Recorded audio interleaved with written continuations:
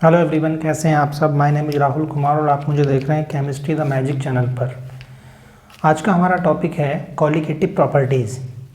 Colligative properties क्या होती हैं? ऐसी प्रॉपर्टी, सॉल्यूशन की ऐसी प्रॉपर्टी जो केवल सॉल्यूट की क्वांटिटी या नंबर ऑफ सॉल्यूट पार्टिकल्स पर डिपेंड करती हो, उसे हम कहते हैं colligative properties.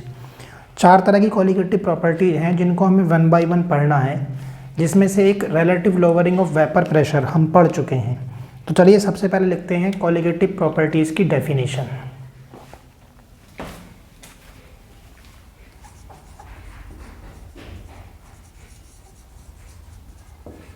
Colligative properties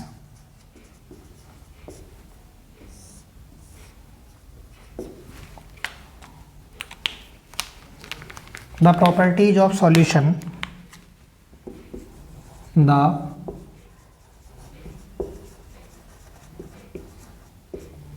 properties of solution which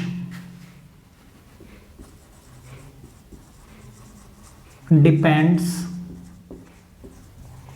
upon the quantity of the solute, quantity of solute or number of solute particles known as colligative properties, known as colligative properties। Solution की ऐसी properties जो solute की quantity पर depend करती हैं, ठीक है, उन्हें हम कहते हैं colligative properties. Colligative properties does not depends upon the nature of solute, nature of solute। जो कॉलिगेटिव प्रॉपर्टीज हैं वो सॉल्यूट के नेचर पर डिपेंड नहीं करती हैं, ठीक है। अब हमें देखो कॉलिगेटिव प्रॉपर्टीज होती कौन कौन सी हैं। सबसे पहले था relative lowering of vapour pressure, जो कि हम पढ़ चुके हैं राउल्ट्स लॉ में। Relative lowering of vapor pressure, elevation in boiling point, elevation in boiling point, boiling point,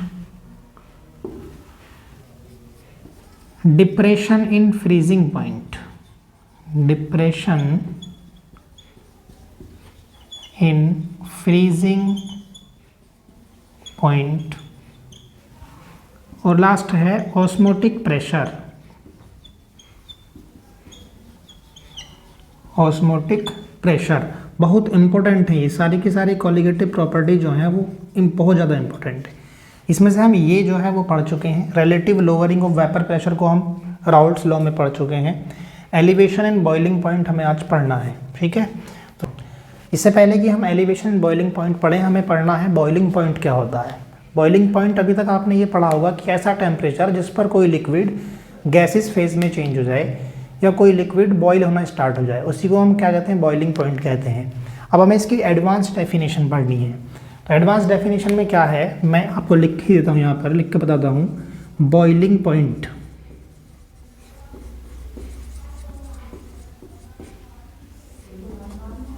boiling point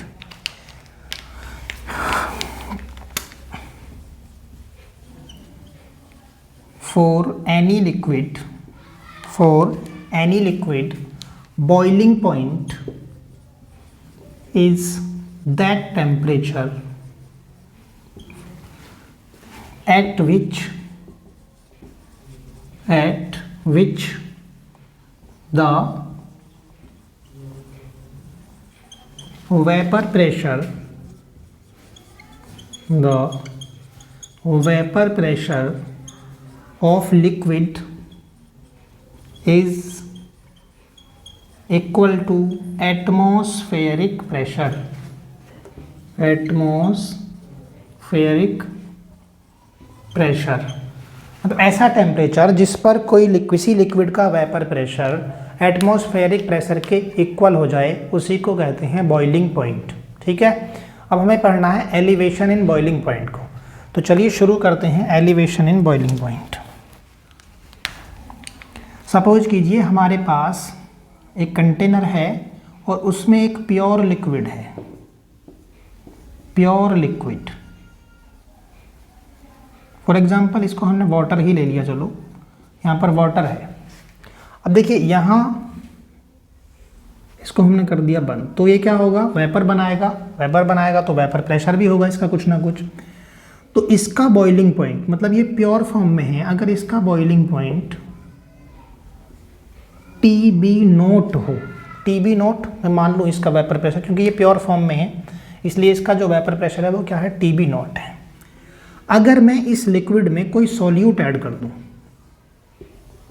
यहाँ पर ये कंटेनर है, यहाँ पर इसको मैं सॉल्यूशन बना दूं, सॉल्यूशन मतलब कि यहाँ पर इसमें कोई नॉन वोलेटाइल सॉल्यूट अगर इसमें ऐड कर दूं तो इसका वेपर प्रेशर क्या होगा। राउल्ट्स लॉ में हमने पढ़ा था कि नॉन वोलेटाइल सॉल्यूट किसी लिक्विड में ऐड कर देने पर क्या होता है, उसका वेपर प्रेशर डिक्रीज हो जाता है। ठीक है, अब इसका वेपर प्रेशर हो जाएगा डिक्रीज। तो इसको अगर मैं बॉइलिंग पॉइंट पर ले जाऊं तो क्या होगा, बॉइलिंग पॉइंट मतलब इसका जो प्योर लिक्विड का वाटर का जो बॉइलिंग पॉइंट था उससे तो ज़्यादा ही होगा इसका बॉइलिंग पॉइंट, क्योंकि अब इसमें क्या है, नॉन वोलेटाइल सॉल्यूट जब इसको मैं ऐड कर दिया है तो इसकी वेपर प्रेशर डिक्रीज हो गई। इसलिए इसको बॉइलिंग पॉइंट तक ले जाने में मुझे इसका टेम्परेचर इंक्रीज करना पड़ेगा। ठीक है, फॉर एग्जांपल इसका जो बॉइलिंग पॉइंट है उसको मैं TB मान लूँ। ठीक है, तो यहाँ पर इस प्योर सॉल्वेंट या जो लिक्विड है हमारे पास वाटर, इसका जो बॉइलिंग पॉइंट है और इस सॉल्यूशन का जो बॉइलिंग पॉइंट है, इन दोनों के बीच बॉइलिंग पॉइंट में कितना डिफरेंस आया। फॉर एग्जांपल देखो ये वाटर का जो बॉइलिंग पॉइंट होता है हमें पता है 100 डिग्री होता है। अगर मैंने इसमें नॉन वोलेटाइल सॉल्यूट को ऐड करके जो सॉल्यूशन बनाया है इसका मैं बॉइलिंग पॉइंट मान लूँ 102.5 डिग्री सेंटीग्रेड, तो अगर इन दोनों के बीच में डिफरेंस निकालना चाहूँ जिसको हम लिखते हैं डेल्टा TB से, तो डेल्टा TB इक्वल टू क्या होगा, जो हाईएस्ट वैल्यू है उसमें से लोअर वैल्यू को हम माइनस कर देंगे, तो मतलब यहाँ पर TB माइनस TB0, तो 102.5 माइनस 100, तो यहाँ पर कितना आएगा, ये 2.5 डिग्री सेंटीग्रेड, ये डेल्टा TB। बस यही क्या है, इसी को हम बोलते हैं एलिवेशन इन बॉइलिंग पॉइंट। ठीक, हमारे पास एक प्योर फॉर्म में एक प्योर लिक्विड था, उस लिक्विड का जो बॉइलिंग पॉइंट है हमने उसको TB0 मान लिया है। अब उस लिक्विड में अगर हमने एक नॉन वोलेटाइल सॉल्यूट ऐड कर दिया तो क्या होगा, उसकी वेपर प्रेशर तो कम हो जाएगी, ये हम राउल्ट्स लॉ में पढ़ चुके हैं। जब इसकी वेपर प्रेशर कम हो जाएगी तो हमें इसको बॉयल करने के लिए एटमॉस्फेरिक प्रेशर तक ले जाने के लिए क्या होगा, टेम्परेचर इंक्रीज करना पड़ेगा इसका। तो इसका टेम्परेचर मतलब इसको मैं बॉइलिंग पॉइंट तक ले जाने के लिए ज़्यादा टेम्परेचर देना पड़ेगा as compare to pure liquid. और इन दोनों के बीच जो टेम्परेचर में डिफरेंस होगा उसी को कहेंगे एलिवेशन इन बॉइलिंग पॉइंट। देखिए यहाँ पर इसको ग्राफिकली समझते हैं, ये वाई एक्सिस, ये एक्स एक्सिस, यहाँ पर ये जो एक्सिस है वो क्या है, वेपर प्रेशर है, वेपर प्रेशर। इस तरफ टेम्परेचर की एक्सिस है, ये ज़ीरो टेम्परेचर है यहाँ पर। ठीक है, हमारे पास जो प्योर लिक्विड है नॉर्मल टेम्परेचर पर, एटमॉस्फेरिक टेम्परेचर मान लिया मैंने यहाँ पर, ये 25 डिग्री सेंटीग्रेड होता है, ये मान लिया 25 डिग्री सेंटीग्रेड पर उस प्योर लिक्विड की जो वेपर है वो मान लिया यहाँ इस पॉइंट पर है, ये इतनी वेपर है, क्योंकि नॉर्मल टेम्परेचर पर भी कुछ ना कुछ वेपर तो उसकी होगी। सपोज दैट वो वेपर ये है, इस पॉइंट पर है, यहाँ पर देखो ये जो है ये एटमॉस्फेरिक प्रेशर की यूनिट है 1 atm। हमें इस लिक्विड को क्या करना है, बॉइलिंग पॉइंट तक लेके जाना है, तो हमें टेम्परेचर इंक्रीज करना पड़ेगा, टेम्परेचर बढ़ाना पड़ेगा। टेम्परेचर बढ़ाएंगे तो यहाँ इस पॉइंट पर जाकर के ये 1 atm की लाइन को क्रॉस करेगी यहाँ पर। इसका मतलब ये इस टेम्परेचर पर जाकर के क्या होगा, ये बॉयल होगा, ठीक है। तो ये जो होगा, अब मैं इसको नीचे यहाँ पर इस पॉइंट से मिला दूँ तो ये क्या होगा, प्योर फॉर्म में है, तो इसको मान लिया था हमने TB0, मतलब ये किसका है, प्योर लिक्विड का। यहाँ लिख देता हूँ मैं प्योर लिक्विड। सबको समझ आता है यहाँ तक। अब देखिए, अब हमारे पास जो ये सॉल्यूशन है जिसमें कि हमने एक नॉन वॉलेटाइल सॉल्यूट ऐड किया था। जब हमने इसमें नॉन वॉलेटाइल सॉल्यूट ऐड करेंगे तो क्या होगा, इसका जो वेपर प्रेशर है वो कम हो जाएगा।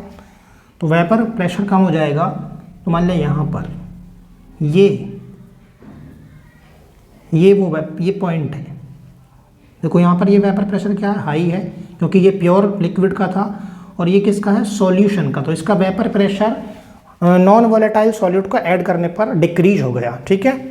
अब हमें इसको अगर बॉइलिंग पॉइंट तक ले जाना होगा तो क्या करेंगे, यहाँ से टेम्परेचर इंक्रीज करना शुरू करेंगे और ये इस पॉइंट पर जाकर के बॉयल हो जाएगा। ये क्या है, ये सॉल्यूशन के लिए ये है प्योर लिक्विड का और ये किसका है, सॉल्यूशन का पॉइंट हमारे पास, ठीक है।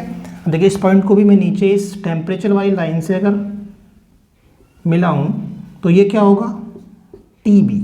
मैं इसको यहाँ से इस तरफ लिख देता हूँ, ये टेम्परेचर की एक्सिस है, ठीक है। तो ये क्या होगा, TB।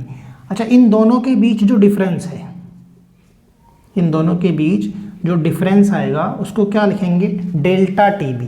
यही क्या है, इसी को हम एलिवेशन इन बॉइलिंग पॉइंट कहते हैं। मतलब कि कितना टेम्परेचर इंक्रीज हुआ, कितना टेम्परेचर इंक्रीज हुआ, इसी को कहते हैं बॉइलिंग पॉइंट। तो अगर हम यहाँ पर डेल्टा TB निकालें तो क्या होगा, TB माइनस TB0, ठीक है। अभी देखो आपको ये समझ आया, कोलिगेटिव प्रॉपर्टी। ये कोलिगेटिव प्रॉपर्टी जो होती है वो क्वांटिटी ऑफ सॉल्यूट पर डिपेंड करती है। जैसे ही हमने इसमें एक सॉल्यूट ऐड किया तो यहाँ पर जो कोलिगेटिव प्रॉपर्टी हम पढ़ रहे हैं बॉइलिंग पॉइंट, उसमें क्या हो गया, डिफरेंस आ गया। अब देखिए हमें डेल्टा TB यहाँ पर इस तरफ, एलिवेशन इन बॉइलिंग पॉइंट, मतलब कि ये क्या है, कोलिगेटिव प्रॉपर्टी है जो कि डायरेक्टली प्रोपोर्शनल होती है किसके, क्वांटिटी ऑफ सॉल्यूट के। Delta TB is directly proportional quantity of solute, या कॉन्सेंट्रेशन ऑफ सॉल्यूट भी कह सकते हैं इसको। तो delta TB is directly proportional solute की concentration of solute. Square bracket में लिखा हुआ है, तो स्क्वायर ब्रैकेट में हम किसको लिखते हैं, कॉन्सेंट्रेशन को लिखते हैं। इक्विलिब्रियम चैप्टर में आपने पढ़ा होगा। अगर यहाँ से मैं इसको प्रोपोर्शनलिटी के साइन को हटाऊं तो क्या होगा, यहाँ एक कांस्टेंट यूज करेंगे जो क्या है, KB, और यहाँ पर सॉल्यूट की कॉन्सेंट्रेशन मतलब मोलैलिटी को लिया हमने, मोलैलिटी। तो delta TB is equal to KB multiply molality. Molality हम कैलकुलेट कर चुके हैं पहले ही। मोलैलिटी क्या होता है, देखो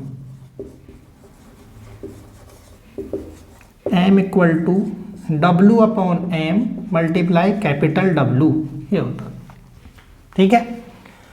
अगर W हमने ग्राम में लिया हो तो यहाँ ऊपर 1000 से मल्टीप्लाई कर देते हैं। तो इस मोलैलिटी की जगह यहाँ पर इस M की जगह मैं वो रख सकता हूँ वैल्यू। तो delta TB equal to 1000 multiply W/m multiply capital W, ये आ गया। इसके लिए फॉर्मूला जिस पर बहुत सारे न्यूमेरिकल क्वेश्चंस मिलते हैं, बहुत इंपॉर्टेंट है। अब देखिए यहाँ अच्छा KB रह गया यहाँ पर, यहाँ पर इस तरफ के बी, ये ठीक है। चलो दोबारा लिख देता हूँ मैं इसको,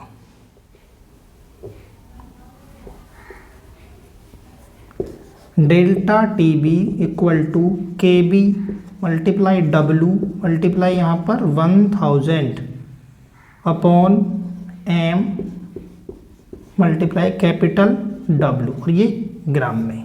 ये हो हमारे पास इसका formula elevation in boiling point को कैलकुलेट करने के लिए, ठीक है। ये फॉर्मूला बहुत इंपॉर्टेंट है, इस फॉर्मूले पर बहुत सारे क्वेश्चंस पूछे जाते हैं, ठीक। अब देखिए यहाँ पर ये के बी क्या है, यहाँ मैं इस तरफ लिखता हूँ, ये सब K B molar elevation constant, small W mass of solute, capital W mass of solvent, M, इसको एम नोट से हम लिख सकते हैं यहाँ पर, M naught molar mass of solute, ठीक है। और delta T B elevation in boiling point, elevation in boiling point, ठीक है। सबको समझ आती है ये बात? चलिए इसको नोट कर लीजिए। Now will talk about depression in freezing point, ठीक है। इससे पहले कि हम डिप्रेशन इन फ्रीजिंग पॉइंट को पढ़ें, सबसे पहले हमें फ्रीजिंग पॉइंट की डेफिनेशन को पढ़ना है कि फ्रीजिंग पॉइंट होता क्या है। चलिए सबसे पहले लिखिए मेरे साथ फ्रीजिंग पॉइंट की definition. Freezing point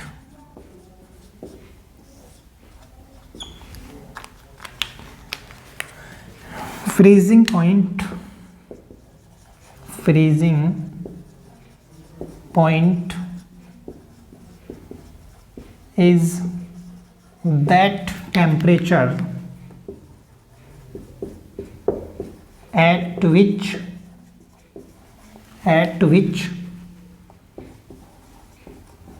the vapor pressure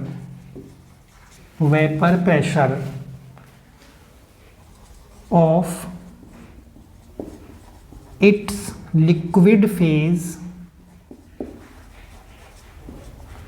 is equal to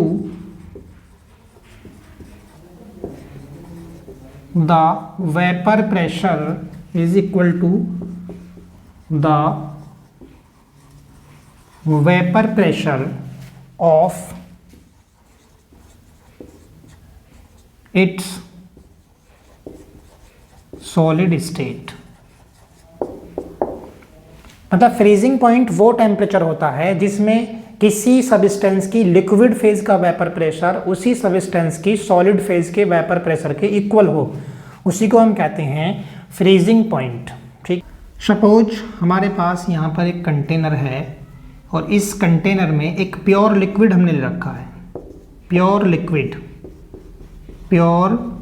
liquid है जो कि वाटर है, ठीक है। इसका जो फ्रीजिंग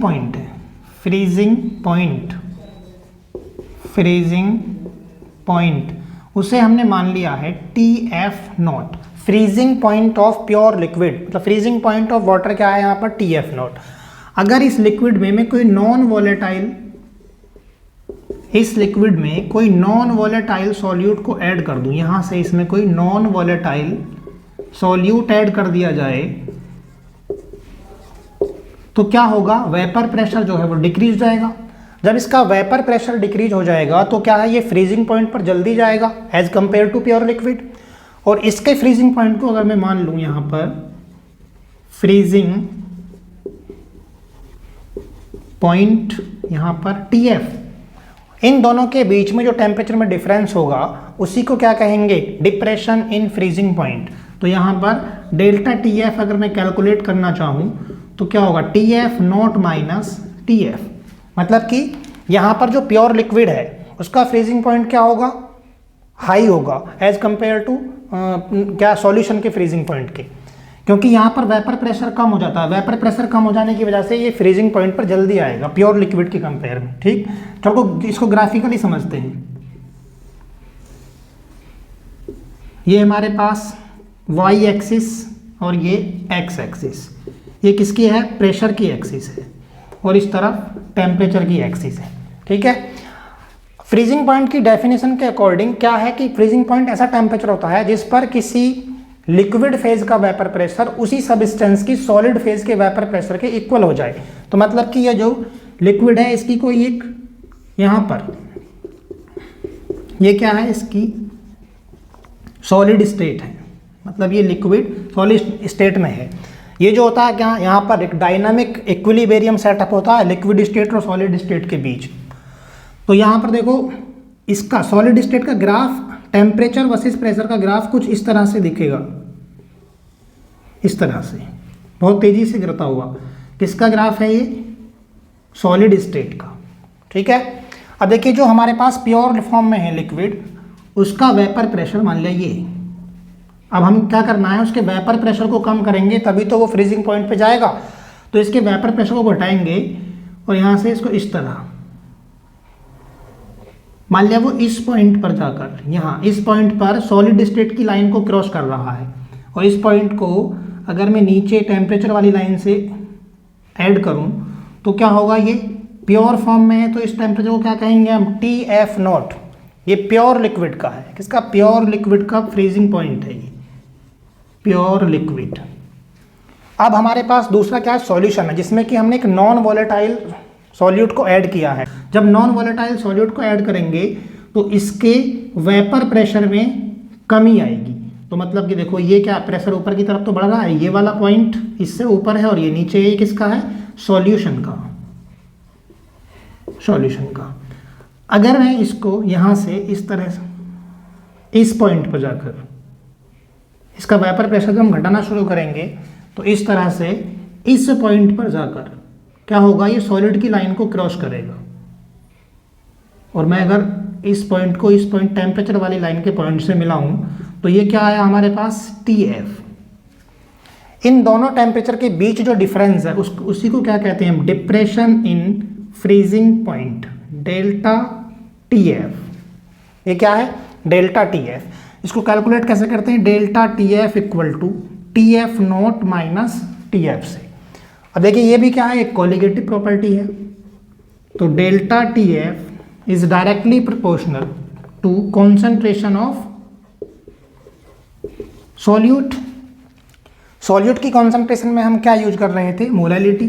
तो देखो यहाँ से लिख रहा हूँ मैं इस तरफ से, डेल्टा TF, प्रोपोर्शनलिटी का साइन हटाएंगे, यहाँ पर एक कांस्टेंट यूज करेंगे विच इज़ KF, और यहाँ पर सॉल्यूट की कॉन्सेंट्रेशन की जगह पर मोलैलिटी, मोलैलिटी।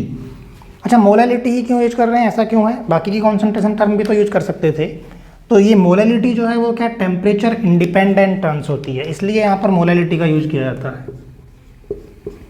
तो delta TF equal to KF, molality का अभी हमने फॉर्मूला बताया था, W upon M naught multiply capital W, और कैपिटल W अगर ग्राम में है तो ऊपर क्या करेंगे, यहाँ पर 1000 से मल्टीप्लाई कर देंगे।